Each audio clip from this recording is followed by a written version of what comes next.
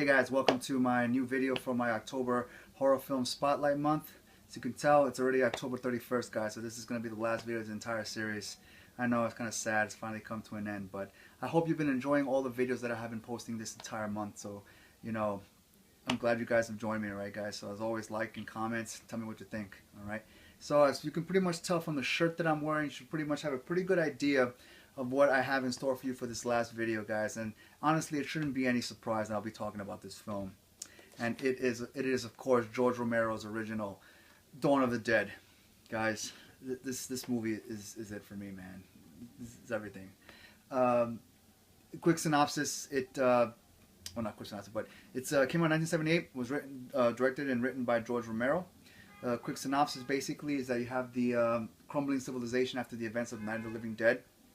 Zombies are going to take over all over the world, and you have these four characters that decide to leave behind, you know, the declining or, you know, collapsing civilization, and decide to find a means of survival on their own.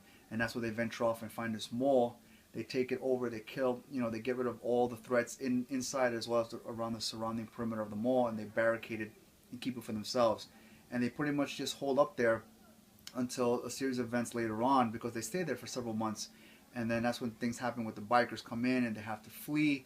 And for those of you that's seen the movie, you know what happens. You know, so that's pretty much it in a nutshell. Zombies in a mall. You know, so if you remember seeing my Day of the Dead video, you know that I had multiple formats of that. There's no exception with this one, guys. You know, for this one, I also have the I still have the original VHS version of this movie when I first bought it, and I also have it on DVD. You know, and you're probably asking yourself, you know, like, why the hell do I have these movies in so many formats? And honestly, I can't really provide you an answer or something that I think would be a, you know, a sufficient answer to, you know, to that. And the only thing I can say is basically is because, you know, I love these movies so much that, you know, I felt like I needed to keep them in all the forms that I've acquired them over the years, because each one of them has their, you know, their place, you know, in my home as well as in my heart, you know, and it kind of shows you, you know, how much I love this movie. You know, I remember at one point when I found out they were coming out with an Ultimate Edition, I wanted the Ultimate Edition also, because it has the original US cut as well as, I think, like 2 versions of a European cut, plus they had an extra disc on it that kind of had this documentary called, I think it's called Document of the Dead, which basically, you know, just, it chronicled the entire making of the entire, you know, film, you know, when it was during that time.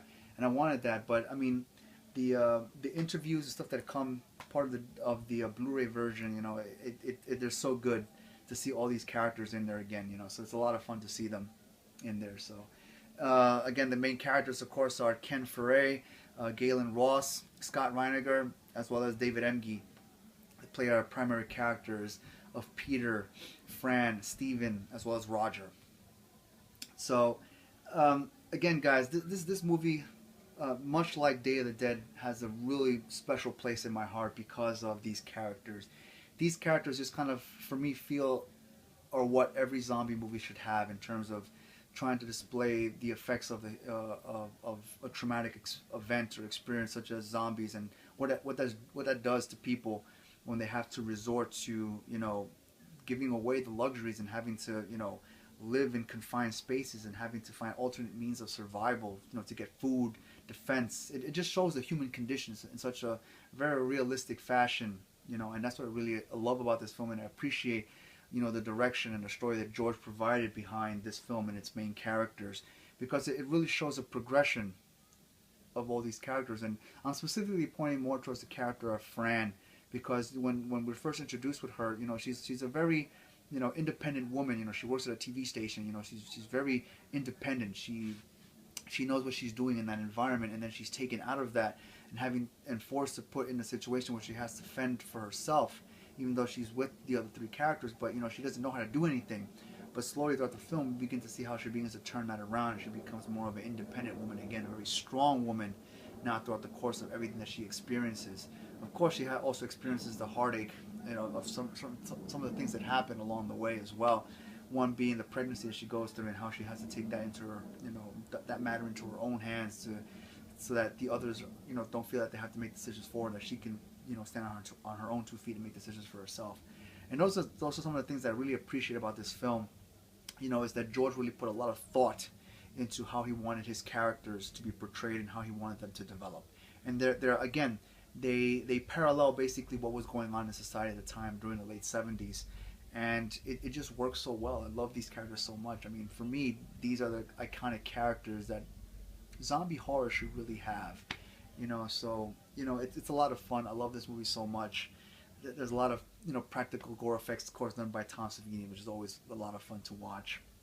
Like I said before, some of the extra content is there's like an hour-long interview documentary section where basically they talk to all the cast members of the film. So you see them now, that they're older, and they're still there, and they have a lot of good things and fond memories, concerning this film. And they speak to George, they speak to Tom Savini, and they all have, equally, fun and memorable things to say about working on this film.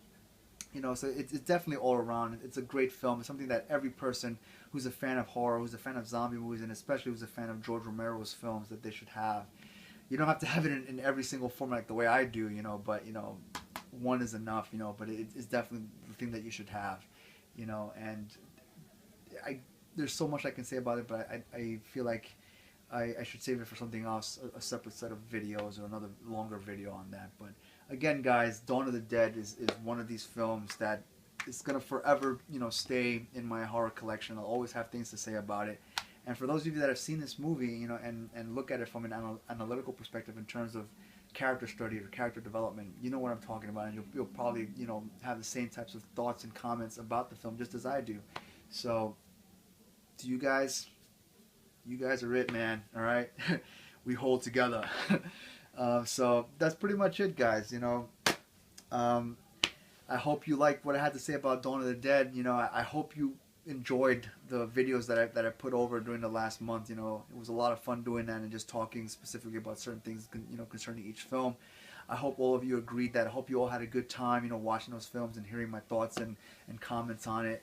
Yeah, as always, guys, just like the video, send me comments, tell me what you think about this or anything else concerning any of the other videos that I've showed throughout the entire month, guys. All right, so I really appreciate it, guys. I'm glad you guys stayed with me throughout the entire month for these series of videos. I hope you enjoyed everything. I hope maybe I introduced you to some new films that you weren't aware of existed, so now you can check them out yourself, guys. All right, so again, guys, it has been great. I'm glad you guys were here. I hope you enjoyed my October Horror Film Spotlight Month. I know I did. It was a lot of fun putting all these videos together, guys. So until next year, stay safe, keep watching films, keep watching horror, and I'll check you out later, guys.